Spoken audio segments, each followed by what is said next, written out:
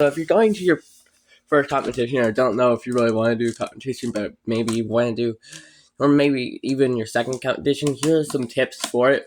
Because I just did my first competition recently, so I'm not that experienced, but some tips. So first, like this will explain things like this. So the first tip is going to need that really doesn't really matter if your speed is super fast or not. Just go there to have fun. Basically, for your first competition, then competition. I had an average of 30 seconds, while everyone else had their average seconds. I still did amazing. Didn't do that well, but it did good. I got my average, because usually competition, your average is not going to be your fastest average. It's probably going to be slower than what you normally average, but you still can do good.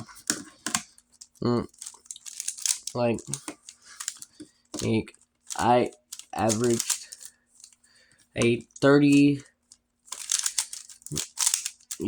40 second average. My average is 30 seconds now. So, I still practicing, and also another tip: don't do the hard things, in competitions, like blindfolded first competition, unless you're really really good at it, or maybe 4x4, 5x5. It's gonna be really hard to do that. I did peer mix 3x3 and 2x2 because there wasn't a cube in the competition. Cube is also another one good one. Been working on one-handed. Another tip is to practice a lot, because that's one good thing. And some of the rules I need to explain, there's a rule that I didn't know. There's lots of rules the timers are not sensitive. I thought they were. They were harder to put down. It wouldn't work, and that I would gotten 8 seconds. And also another thing, I thought the inspection time didn't count when you set down the cube and you had your hand on the timer, but it still does. Even when you have your hand on the timer, it's only when you lift it off that it stops. So I got a DNF for my first solve. Because it's a 17. If the second time reaches 17, well, you get a DNF. If not,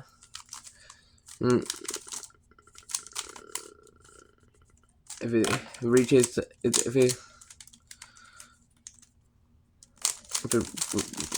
reaches 15, you get a +2.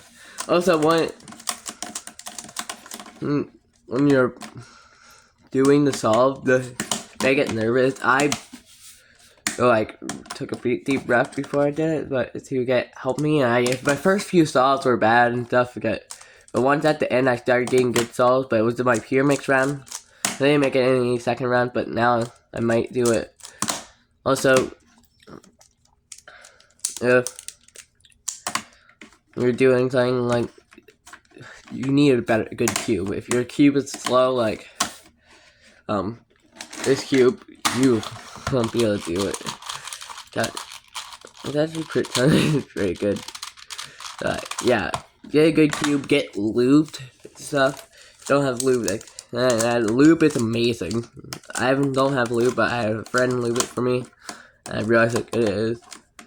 And also, if you're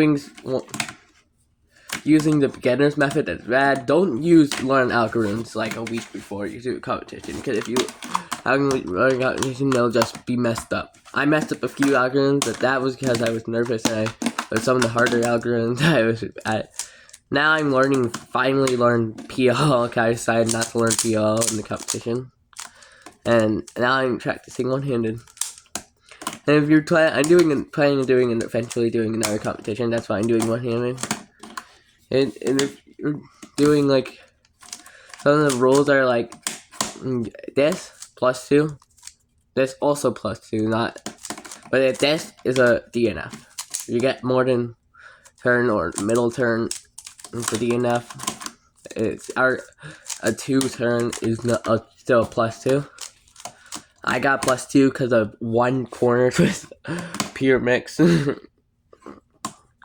And also other stuff you gotta have the cube on the mat when you finish your solve.